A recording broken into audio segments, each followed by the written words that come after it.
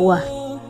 Jika dakwah itu hanya diartikan dengan berceramah di atas mimbar, megang mikrofon, maka terlalu sempit arti dari dakwah itu.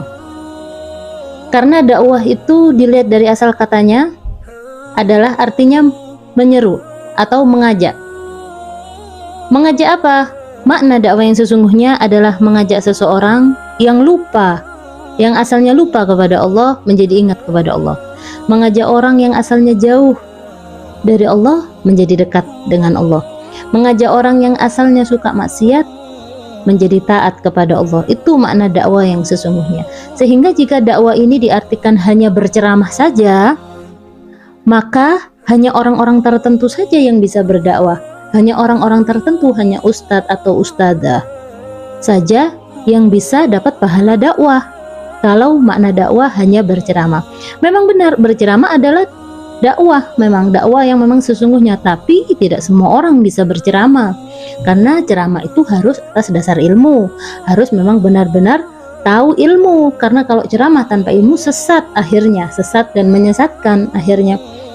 Maka dakwah itu tidak hanya berceramah, kita semuanya bisa berdakwah. Jika kita melihat arti dari dakwah mengajak seseorang, maka kita juga bisa berdakwah dengan cara mengajak seseorang. Kita bisa berdakwah dengan usaha kita. Dengan cara apa? Kita punya HP, kita share kajian-kajian ilmu, kita dengarkan, kemudian kita share kajian-kajian ilmu ke teman-teman kita. Apalagi zaman sekarang adalah zaman sosial media. Mungkin ilmu yang kita sampaikan ke kita mungkin biasa aja, tapi ke orang lain mungkin mereka mengatakan, oh ini yang kita cari selama ini yang saya cari selama ini. Akhirnya ternyata yang disampaikan itu memang sesuai dengan permasalahan dia, dan dia mengamalkan apa yang isi yang disampaikan. Maka dari situ kita mendapat transferan pahala, kita mendapat aliran pahala, transferan pahala. Jadi semakin banyak yang kita share, maka semakin banyak pahala yang kita dapat. Kita akan dapat pahala-pahala jariyah. Makanya kalau ada info-info kajian-kajian taklim, kita share, kita ajak teman kita, dan juga HP kita gunakan untuk berdakwah. HP yang kecil ini jangan sampai nanti di akhirat memberatkan kita, tapi jadikan HP kita ini sebagai media dakwah kita. Semua orang bisa berdakwah, tidak hanya ustadz dan ustadzah saja, dan semua orang bisa mengambil bagian dari dakwahnya Nabi Muhammad SAW.